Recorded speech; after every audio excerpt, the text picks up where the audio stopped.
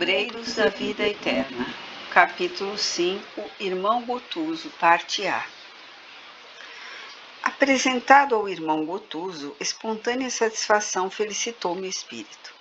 Imediatamente reconheci que vigorosos laços de simpatia nos arrastavam um para o outro. Nele, as afinidades com os serviços da esfera carnal eram ainda sobremaneira fortes. A conversação, gestos e pareceres denunciavam-lhe a condição.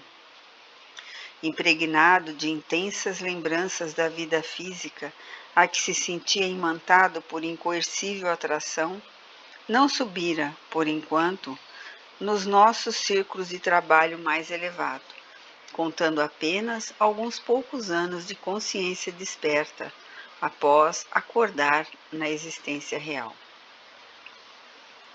De início, ofereceu-me elementos para sumariar-lhe a posição. Desencarnara antes de mim, peregrinara muito tempo através de sendas purgatoriais, e embora houvesse demorado vários anos semi-inconsciente, entre sombras e luzes, apresentava-se em dia com todos os conhecimentos de medicina propriamente humanos. Sempre supus, confiou-me bem-humorado, quando nos vimos a sós, que após a morte do corpo, nada mais teríamos a fazer além de cantar beatificamente no céu ou ranger dentes no inferno, mas a situação é extremamente diversa. Fez significativo parêntese e continuou. Refiro-me à velha definição teológica, porque nunca pude aceitar a tese negativista, em caráter absoluto. Impossível que a vida estivesse circunscrita ao palco de carne, onde o homem desempenha os mais extravagantes papéis em múltiplas atitudes cênicas, desde a infância até a velhice. Algo deveria existir, sempre acreditei, além do necrotério e do túmulo. Admitia, porém, que a morte fosse maravilhoso passe de mágica, orientando as almas a caminho do paraíso de paz e morredoura ou da região escura de castigos eternos. Nada disso, contudo. Encontrei a vida em si mesma, com o mesmo sabor de beleza, intensificação e mistério divino. Transferimos-nos de residência pura e simplesmente, e tanto trazemos para cá indisposições e doenças, como as investigações e processos de curar. Os enfermos e os médicos são aqui em maior número. O corpo astral é a organização viva, tão viva quanto o aparelho fisiológico que vivíamos no plano carnal. Por que percebesse talvez em meus olhos a silenciosa notícia de que em círculos mais altos haveria novidades referentes ao assunto, acrescentou. Pelo menos em nosso plano a situação é análoga. E continuou sorridente. Ensinavam-nos na crosta planetária que o homem é simples gênero de ordem dos primatas, com estrutura anatômica dos mamíferos superiores, com postura vertical, dimensões consideráveis de crânio e linguagem articulada. Referiam-se os catedráticos aos homens fósseis e pré-históricos, colando afirmativas dogmáticas da ciência oficial em nossa cabeça, como se penduram cartazes no teto dos bondes. Explicava-nos a religião, por sua vez, que o ser humano é alma criada por Deus no instante da concepção materna e que com a morte regressa ao seio divino para definitivo julgamento, em toda a eternidade, na hipótese de o paciente não ser obrigado a determinadas demoras nas estações desagradáveis do purgatório. Imprimiu novo acento à conversação e considerou. De fato, Suponho devam existir lugares mais deliciosos que o Éden imaginado pelos sacerdotes humanos. E com meus olhos tenho visto flagelações e sofrimentos que ultrapassam todas as imagens infernais ideadas pelos inquisidores. Entretanto, e é lamentável reconhecê-lo, nem a ciência, nem a religião nos preparam convenientemente para enfrentar os problemas do homem desencarnado. Fizera-se entre nós intervalo mais longo. Relanceando o olhar pelo gabinete amplo, reparei o cuidado de Gotuso na zona de sua especialidade. Mapas variados do corpo humano desdobravam-se nas paredes como se fossem preciosos adornos. Pequenas esculturas de órgãos diversos assomavam aqui e ali.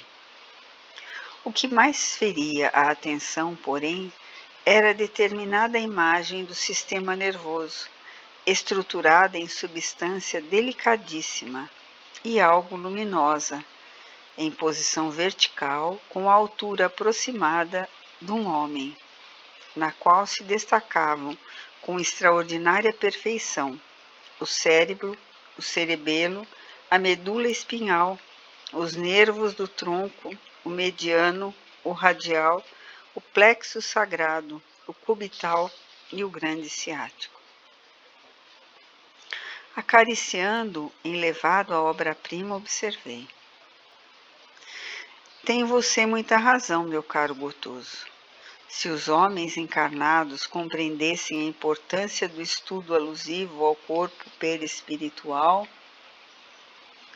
Sim, confirmou com graça espontânea, talhando-me as considerações. A ignorância que nos segue até aqui é simplesmente deplorável. A personalidade humana entre as criaturas terrestres é mais desconhecida que o Oceano Pacífico. Eu, por mim, católico militante que fui, sempre aguardei o sossego beatífico depois da morte. Fixou expressão quase cômica e acentuou. Vim com todos os sacramentos e passaportes da política religiosa, passados em solenes exéquias. Creio, todavia, que o serviço diplomático de minha igreja não está bem atendido no céu. Não trouxe bastante documentação que me garantisse paz na transferência. Em vão reclamei direitos que ninguém conhecia e supliquei bênçãos indébitas. Em face do desconhecimento aqui predominante a meu respeito, regressei ao meu velho templo, onde ninguém me identificou. Desesperado, então, mergulhei-me por longos anos em dolorosa cegueira espiritual. E, francamente, rememorando fatos, rio-me ainda hoje da confiança ingênua com que cerrei os olhos no lar pela última vez. O padre Gustavo prometia-me a convivência dos anjos. Veja bem, e asseverava-me que eu seria levado em triunfo aos pés do Senhor. E isso apenas porque legara 5 contos de réis à nossa antiga paróquia.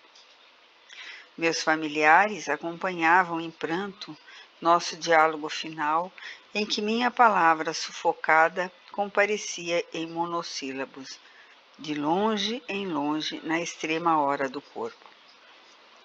No entanto, se era quase impossível para mim o comentário inteligente da situação, o pároco falava por nós ambos, explanando a felicidade que me caberia no reino de Deus.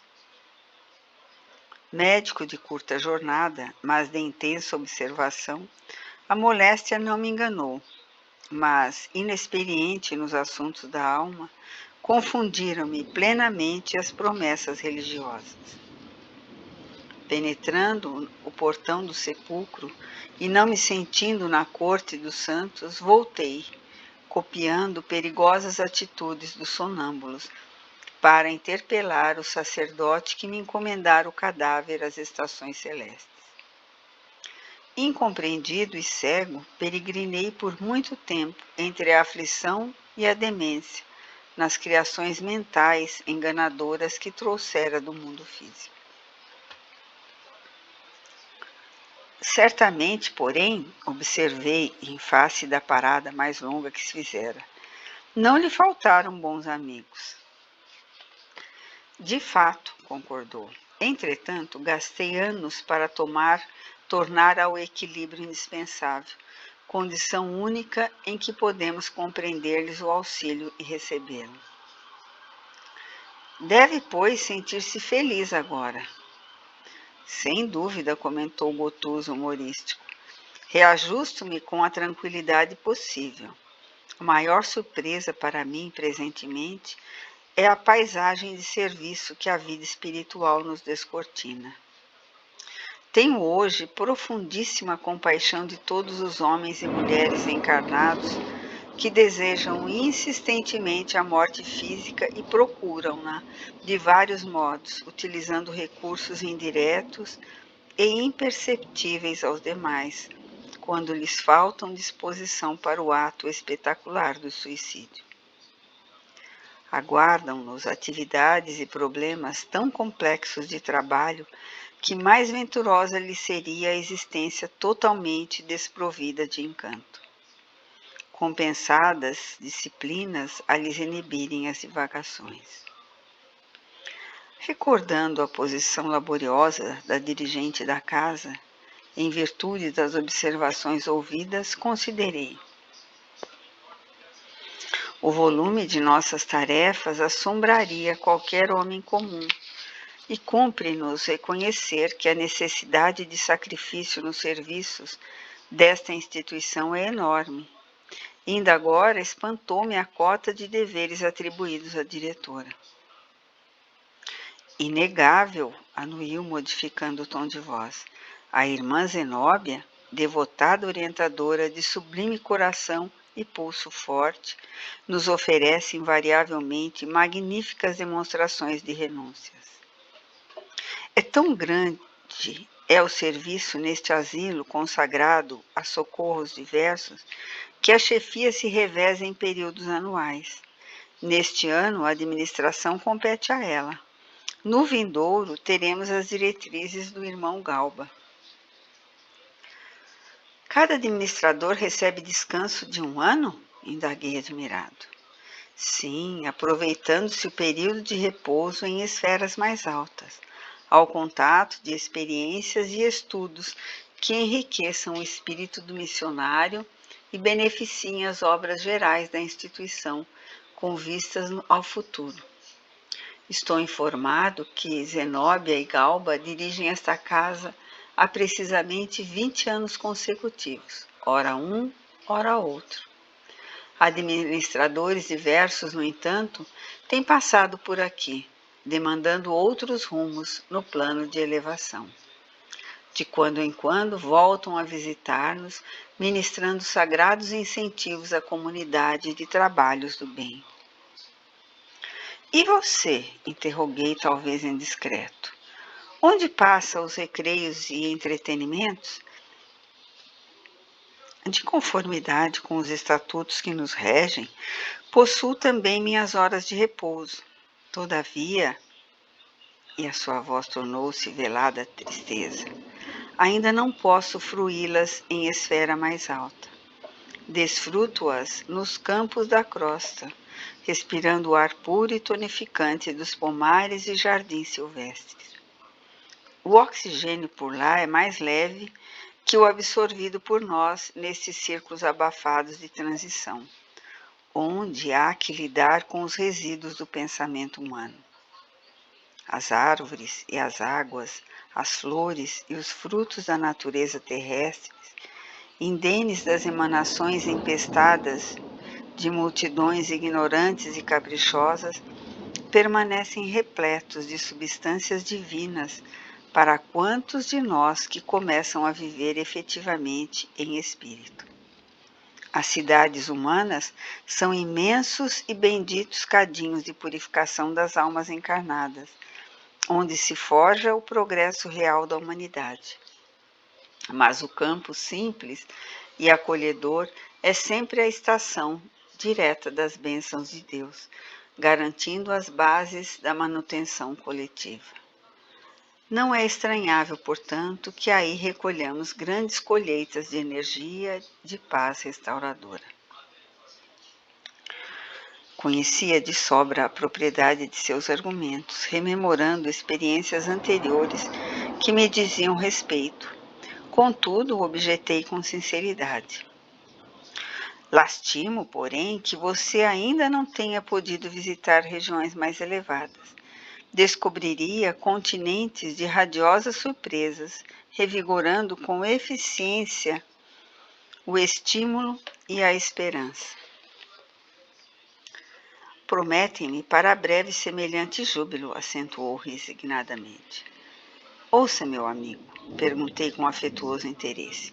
Qual a razão do adiantamento? Poderia, por minha vez, interpor minha influência humilde no assunto? O companheiro, que se caracterizava por sadio otimismo desde a primeira palavra, deixou transparecer inquietante emoção.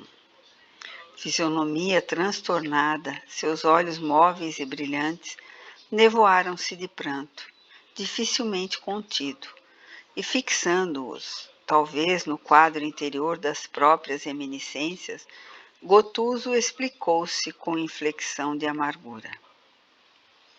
Trago ainda a mente e o coração presos ao ninho doméstico, que perdi com o corpo carnal. Readaptei-me ao trabalho e, por isso, venho sendo aproveitado de algum modo em atividades úteis. Entretanto, ainda não me habituei com a morte e sofro naturalmente os resultados dessa desarmonia. Encontro-me num curso adiantado de preparação interior, no qual progrido lentamente.